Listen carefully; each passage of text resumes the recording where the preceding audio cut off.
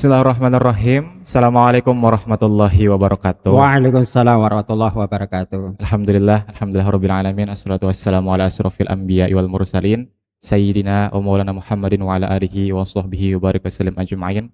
Sahabat Inspirasi Ramadan dimanapun Anda berada, senang sekali saya Ahmad Haitami bisa kembali menemani ruang dengar Anda di bulan yang penuh ampunan ini, Ramadan 1447 Hijriah, dalam edisi Wonderful Ramadan, puasaku totalitas, ibadahku berkualitas, belajarku tuntas. Sahabat, banyak orang bilang Ramadan itu bulan perubahan. Tapi pertanyaannya sekarang adalah, perubahan seperti apa? Apakah perubahan jam makan? Perubahan karakter? Hari ini kita akan membedah tema besar Ramadan sebagai madrasah takwa dan bagaimana meraih keberkahan hidup dengan ketaatan pada syariat Allah Subhanahu wa taala. Sudah berhadir bersama kita narasumber yang insya Allah selalu memberikan pencerahan. Beliau adalah Kepala Satuan Pendidikan SMA Islami Terpadu Kornasana Banjarbaru, yaitu Ustadz Ali Imron. Assalamualaikum Ustadz, apa kabar Ustadz hari ini? Waalaikumsalam warahmatullahi wabarakatuh. Alhamdulillah baik. Alhamdulillahirabbil alamin. Ustadz, kita sering dengar Quran Surah Al-Baqarah ayat 183 yang ujungnya la'allakum tattaqun, yang artinya adalah agar kalian bertakwa. Tapi sekarang Ustadz, bagi sebagian kita, takwa itu rasanya masih abstrak. Bagaimana sih Ustadz puasa yang menahan lapar ini bisa memproduksi takwa secara nyata Ustadz? Masya Allah, ini hal yang paling mendasar dan sering kita dengarkan menjelang ataupun dalam proses Ramadan. Ayat ini dalam surat Al-Baqarah ayat 183. Ya ayyuhalladzina amanu kutiba alaikumussyam kama kutiba alal ladzina min qablikum la'allakum tattaqun. Jadi kita itu sebagai orang yang beriman, ini ada dasarnya. Jadi yang disuruh oleh Allah Subhanahu wa taala untuk melakukan suatu aktivitas yang kita kenal dengan puasa. Nah, dengan puasa ini kita diharapkan untuk tadi mencapai atau mendapatkan la'allakum tattaqun. Nah, tapi tidak sedikit orang yang melaksanakan puasa Ramadan itu tidak mencapai yang disebut dengan derajat takwa tadi. Padahal takwa itu kan sederhananya ya, kalau kita mau lihat secara praktis, sederhananya dari sisi kita sebagai individu, di dalam diri kita itu ada enggak kesadaran yang tumbuh, yang ada di dalam diri kita bahwa Allah itu melihat kita, Allah itu mengawasi kita. Nah ini dulu. Nah makanya di dalam pelaksanaan puasa itu yang disuruh dasarnya adalah orang yang beriman. Karena puasa ini tampak dengan didasari oleh keimanan, maka coba kita berada di rumah kita sendiri. Di dalam rumah disajikan makanan, minuman halal, panas harinya.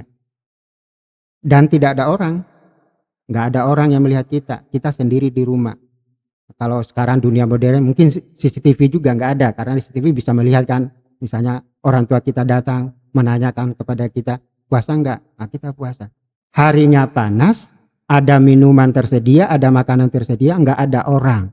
Kemudian kok kita tidak makan dan tidak minum? Kira-kira karena apa itu? Karena takwa Ustaz. Nah, karena kita merasa bahwa Allah itu mengawasi kita.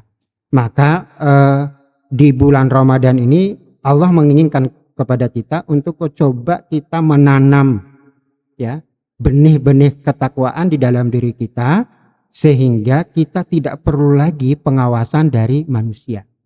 Karena muraqabah tadi, merasa diawasi oleh Allah Subhanahu wa taala. Sehingga apa?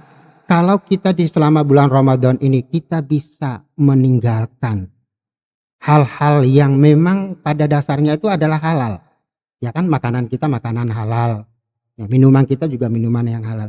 Kita mampu meninggalkan itu karena dasar keimanan kita, karena dasar ketaatan kita terhadap perintah Allah Subhanahu wa taala. Maka harapannya setelah keluar dari bulan Ramadan itu kita punya energi yang cukup, kita punya kekuatan yang cukup untuk tetap taat ya, melaksanakan apa-apa yang diperintahkan oleh Allah Subhanahu wa taala dan meninggalkan apa-apa yang dilarang oleh Allah Subhanahu wa taala. Karena tadi selama sebulan kita ditempa untuk menahan diri merasa diawasi oleh Allah Subhanahu wa taala, kita punya kekuatan untuk tidak melaksanakan atau melanggar apa-apa yang diperintahkan oleh Allah Subhanahu wa taala. Harapannya 11 bulan Ramadan, 11 bulan di luar Ramadan kita punya energi yang cukup untuk tidak keluar dari apa yang telah dijadikan kita, diajarin kita selama bulan Ramadan.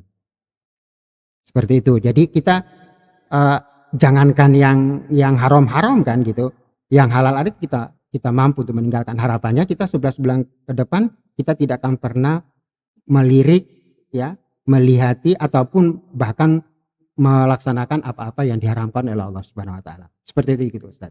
Masya Allah, keren sekali teman-teman yang disampaikan oleh Ustadz Ali tadi terkait tentang takwa, bahwasanya kita harus selalu merasa Allah Subhanahu wa taala selalu melihat kita meskipun kita sendirian di rumah ada makanan, tapi dengan takwa Ustadz kita bisa menjaga atau menahan hal tersebut, karena puasa ini penting untuk pembelajaran untuk kita semua. Baik, sekarang Ustadz, pertanyaan berikutnya adalah bicara soal berhenti dari yang haram Ustadz. Ini tantangan berat Ustadz di era kita sekarang, di era digital. Sekarang godaan syariat itu ada di ujung jari. Misalnya godaan gaya hidup yang membuat orang terjebak riba lewat pinjol. Pertanyaan Ustadz, bagaimana takwa menjawab tentang masalah finansial keuangan ini Ustadz? Ada pinjol, ada riba, macam-macam sekarang Ustadz. Nah, benar. Kondisi kita hari ini sejatinya ada tantangan kita itu ada di jari kita. Zamannya ya, zaman digital. Nah, bisa saja HP kita atau gadget kita itu justru menjadi tantangan tersendiri. Ya. Karena apa? Karena ya tadi saya sampaikan bisa kita pinjol, ya kan gitu, atau judol juga kan banyak gitu. Nah, padahal kalau kita coba kembali lagi, endingnya daripada puasa kita itu kan takwa. Nah, takwa itu kan di otak-atik bagaimanapun menuntut kita untuk tunduk kepada ketentuan syariat Allah. Ya kan gitu. Ya, tidak makan tadi kan kenapa kita tidak makan padahal itu halal? Ya karena Allah melarang, karena kita sedang berpuasa. Sehingga kalau kita mengatakan bahwa takwa kita itu ternyata itu menuntut ketundukan dan ketaatan kita kepada syariat, nah syariat itu seperti panduan hidup. Manual book lah kalau kita beli HP itu selalu ada manual booknya. Nah itu yang harus kita ikuti. Itu yang menjadi panduan hidup kita, menjadi tuntunan hidup kita. Nah kalau misalnya Allah melarang kita untuk tidak melakukan, sejatinya kita tidak melakukan. Misal sekarang ini, apalah artinya kita itu mau hidup kelihatan bagaimana gitu di pandangan manusia, sehingga kita tidak mampu mengukur diri kita. Misalnya dari sisi finansial, kita mungkin gaya hidup kita yang begitu wah gitu, sehingga karena kita nggak punya uang yang cukup, maka kita melakukan riba. Contohnya misalnya dengan pinjol. Nah, pinjol itu pasti ada unsur ribanya, ada bunga uangnya, dan ulama kan sepakat bunga uang itu ya riba, dan riba itu adalah haram. Dan haramnya riba itu luar biasa. Ya kan? Di dalam Al-Qur'an dikatakan bahwa Allah memerangi, ya kan gitu, orang-orang yang melakukan riba. Apakah kemudian dengan hasrat kita untuk gaya hidup kita kelihatan wah di hadapan manusia, kita coba dalam tanda petik memerangi Allah, nah, dengan melaksanakan riba itu tadi. Ya padahal kita tadi puasa, kita mampu menghindari atau tidak melakukan hal-hal yang haram. Nah, apakah kita di dalam berpuasa ini tidak kita sadari bahwa kita juga dilatih oleh Allah untuk coba kita memerangi nafsu keinginan-keinginan tadi. Ya, kalau kita bisa menahan tidak makan, keinginan kita untuk memiliki ini, memiliki itu kan semestinya bisa kita rem. Karena belum tentu itu kan kebutuhan, kan beda antara keinginan dan kebutuhan. Kebanyakan kita, gaya hidup kita itu terjebak pada keinginan. Nah, oleh karenanya puasa ini mengharapkan kepada kita untuk bisa mengerem itu. Nah, termasuk tadi jangan coba-coba melakukan riba. Karena itu sama dengan kita menantang, sama dengan kita memerangi Allah. Nah, karena ini kembali lagi kita dituntut untuk tunduk dan patuh kepada syariat Allah. Demikian Ustaz. Baik, luar biasa sekali teman-teman semua penyampaian dari Ustadz Ali tadi, bahwa selain menahan makan, kita juga harus menahan terkait tentang keinginan kita. Salah satunya adalah keinginan untuk pinjam uang yang berbunga atau riba tadi. Karena sudah jelas sekali Ustadz bahwa Iya. hal tersebut dilarang oleh agama kita. Sekarang Ustadz, selain finansial yang sudah kita bahas tadi, ada juga tantangan pergaulan bebas Ustadz sekarang. Di era digital sekarang. Apa kira-kira yang perlu atau konten yang sepertinya mengumbar aurat? Nah, bagaimana puasa membentengi ini Ustadz? Iya, masih terkait dengan digital tadi ya, khususnya para remaja, orang tua juga sih termasuk di dalamnya. Kadang-kadang kita menghabiskan waktu hanya sekedar scrolling, ya, scrolling, lihat status orang, lihat postingan orang, TikTok, IG dan macam-macam. Dan kita tidak bisa memastikan yang kita lihat itu aman atau tidak, karena di negara kita itu tidak ada batasan yang begitu ketat untuk melarang postingan-postingan yang ya mungkinlah tidak layak dinikmati atau dilihat oleh orang-orang yang usianya di bawah 18 tahun ataupun di atas 18 tahun. Banyak konten-konten yang sebenarnya bisa mengurangi puasa kita. Nah, padahal Rasulullah SAW juga menyampaikan kepada kita, puasa itu adalah perisai, junnah. Jadi puasa itu adalah junnah, perisai. Artinya, kalau benar puasa kita, semestinya mampu membentengi kita dari perkara-perkara tadi. Kita ini kan sudah tidak tidak mau makan ini, artinya tidak kita mau bermaksiat kepada Allah Subhanahu Wa Taala. Tapi kok kita masih punya keinginan untuk melihat-lihat, ya kan? Scroll-scroll untuk melihat konten-konten yang tidak bermanfaat. Nah, makanya disinilah tadi kesadaran kita, apakah ini kan HP ini sifatnya pribadi ya, nggak bisa ada orang yang memantau kita. Maka mampu nggak kita mengendalikan keinginan untuk melihat, kepo status orang ya selama bulan Ramadan ini ya, coba kita rem itu. Kita coba mengendalikan, karena kita insya Allah bisa, hanya persoalannya apakah kita itu mau melakukan atau tidak. Karena apa? Karena kita puasa untuk tidak makan, dan kita juga menjaga puasa mata kita untuk tidak melihat konten-konten yang tidak bermanfaat, apalagi yang maksiat. Apa yang kita lihat itu kan juga akan mempengaruhi apa yang kita pikirkan, kan gitu. Karena sekarang kita dengar, kita lihat, yang kita pikirkan itu akan mempengaruhi perilaku kita di masa yang akan datang. Nah, oleh karenanya ketaatan yang kita maksudkan di dalam latihan kita selama bulan Ramadan itu, kita ingin membawa sesuatu yang bermanfaat buat kita. Kalau bahasa para ulama itu keberkahan hidup kita, sehingga tidak hanya kita menahan rasa lapar, tidak hanya kita menahan rasa haus, tapi kita juga nafsu keinginan tadi kita rem, kemudian kepo terhadap status-status orang yang sekiranya kita tidak pastikan bermanfaat, tidak. Nah, kita coba kita rem, dan insya Allah Ramadan itu melatih kita untuk itu, sehingga kita berada dalam konteks ketaatan. Nah, dengan taat itu harapannya kita akan mendapatkan keberkahan itu. Masya Allah, luar biasa sekali Ustadz. Jadi teman-teman, selain kita puasa dari menahan lapar, kita juga harus bisa menahan dari apa saja yang kita lihat. Apalagi kita sekarang hampir setiap hari Ustadz, beberapa jam sehari pasti kita scroll macam-macam media sosial yang hal tersebut mungkin tidak kita tahu apa fungsinya atau manfaatnya buat kita semua. Mending beralih ke kegiatan-kegiatan lebih bermanfaat lagi. Sekarang Ustadz, banyak orang yang mengeluh, harta saya banyak, tapi kok hati saya tidak senang Ustadz. Tidak tenang. Tidak tenang, padahal sudah berlimpah ruah nih Ustadz, harta yang sudah dia miliki. Sekarang pertanyaan Ustadz, apakah ini tanda hilangnya keberkahan karena jauhnya dari syariat misalnya? Nah, ini yang menjadi kegelisahan kita semua. Orang punya harta yang banyak, tapi kok hidupnya penuh dengan kegelisahan gitu. Apa ini memang tidak berkah harta yang kita peroleh tadi? Nah, kalau kita coba melihat definisi para ulama, berkah itu kan ziyadatul khair, bertambahnya kebaikan. Jadi kita melaksanakan suatu kebaikan, kita diberikan kemudahan oleh Allah Subhanahu Wa Taala untuk melakukan kebaikan berikutnya. Nah, contoh kalau kita bicara tentang harta kita mungkin sedikit ya. Ya, tidak hitungan orang-orang itu ya sedikit. Cukup, Ya, cukup. Nah, kalau cukup itu apa-apa bisa kan Iya. gitu.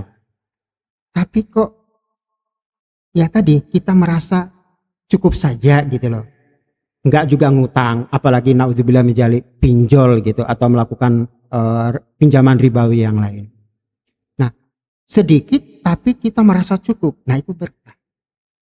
Itu keberkahan.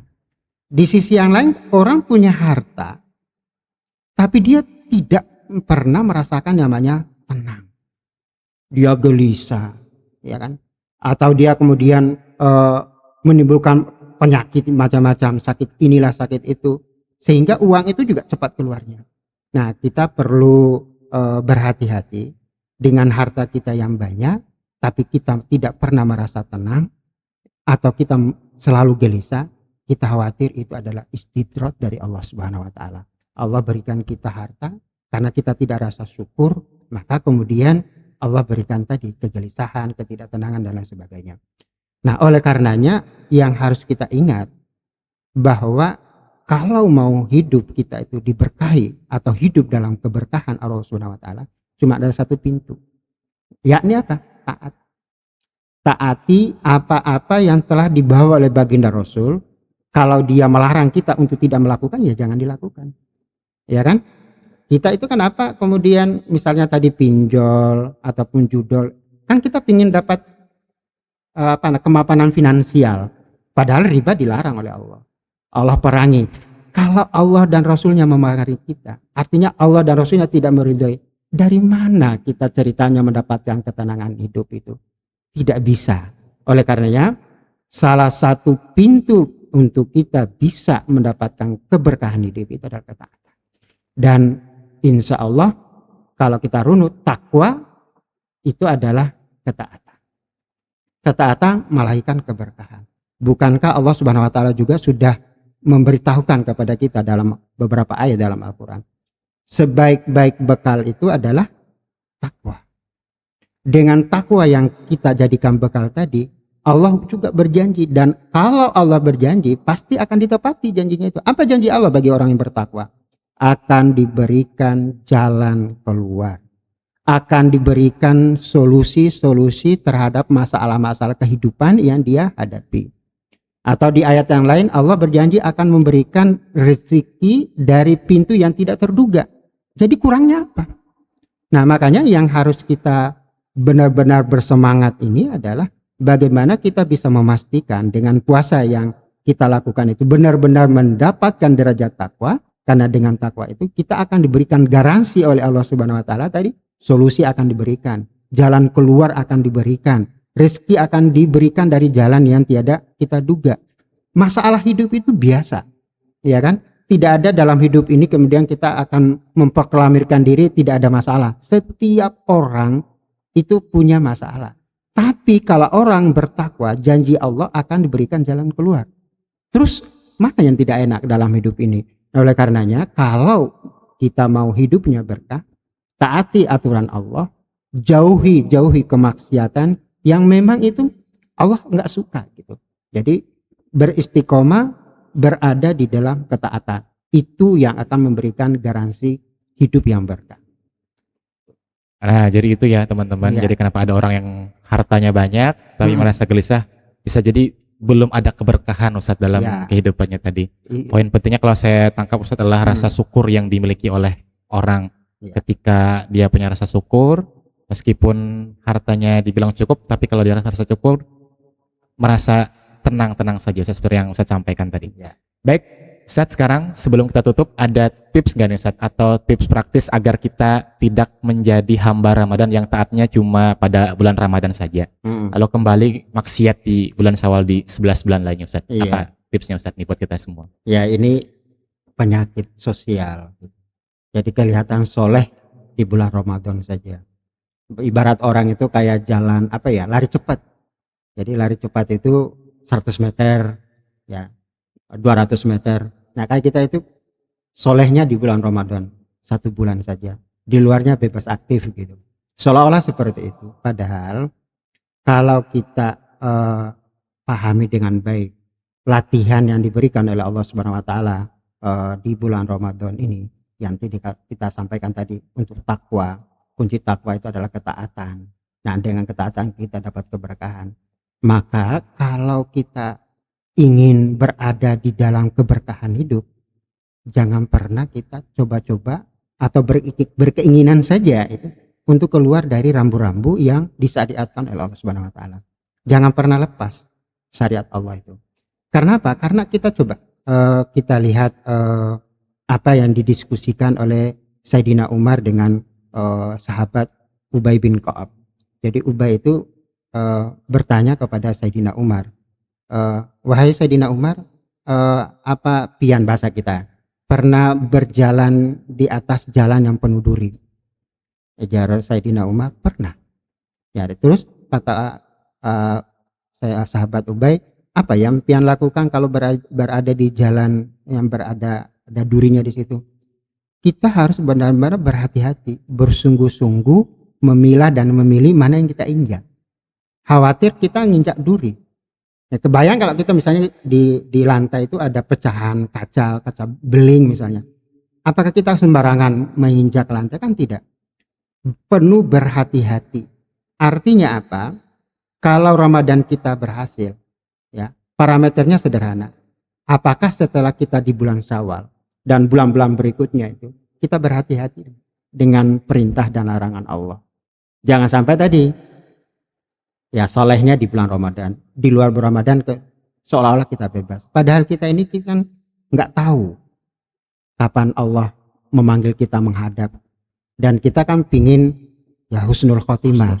Ya, jadi bagaimana kalau kita memastikan bahwa kita husnul khotimah? Karena kita nggak tahu kapan kita mati kan. Nah, kapan Allah memanggil kita? Kita sedang dalam keadaan taat kepada Allah, misalnya sedang puasa, kita sedang sholat, kita sedang ngaji, kita sedang dakwah. Kemudian kita dijemput oleh malaikat maut, habis masa tugas kita di dunia. Ya kan, alhamdulillah gitu. Kita bayangkan kita lagi menghitung uang pinjol, lagi kita melakukan pergaulan bebas, lagi kepoin scroll status-status yang tidak bermanfaat. Kita kemudian dipanggil oleh Allah. Gimana coba? Ya, maka kalau kita mau menjaga Ramadan kita dengan baik, sekali lagi ketaatan jawabannya. Periksa setiap amal perbuatan kita, apakah Allah akan suka dengan apa yang kita lakukan atau justru ini mendatangkan kemurkaan Allah Subhanahu wa taala. Dengan ketundukan dan ketaatan kepada syariat itu akan membawa keberkahan kita sepanjang hidup kita, insya Allah. Baik, luar biasa sekali Ustadz. Yang penting teman-teman hasilnya itu bukan di Ramadan, tapi setelah Ramadan, Syawal dan 11 bulan setelah Ramadan. Apakah kita tetap istiqomah seperti Ramadan atau kembali lagi? Nah, itu menjadi pertanyaan buat kita semua. Masya Allah Ustadz, pencerahan yang sangat luar biasa. Syariat Allah ternyata bukan beban tapi pelindung kemuliaan kita. Sahabat, mari kita jadikan sisa Ramadan ini momentum untuk riset hidup kita agar lebih sesuai dengan aturan demi menjemput keberkahan yang hakiki. Sekali lagi terima kasih banyak Ustadz Ali Imran atas waktu yang sudah diberikan bersama kita semua sebagai pendengar di Ramadan kali ini. Ya, alhamdulillah sama-sama Ustadz sudah diberikan waktu untuk bisa sharing di podcast ini. Mudah-mudahan bermanfaat untuk kita semua, para pemirsa, para pendengar, dan selamat melaksanakan ibadah Ramadan. Semoga kita diberikan kekuatan Allah Subhanahu wa taala menjalani Ramadan 1 bulan penuh tanpa cacat, insya Allah. Amin. Terima kasih banyak sekali Ustadz. Sahabat, jangan lupa bagikan episode ini jika menurut Anda bermanfaat. Saya Ahmad Haitami beserta Ustadz Ali Imran mengucapkan terima kasih banyak dan juga pamit undur diri. Wabillahi taufiq wal hidayah wa ridwan. Assalamualaikum warahmatullahi wabarakatuh. Waalaikumsalam warahmatullahi wabarakatuh.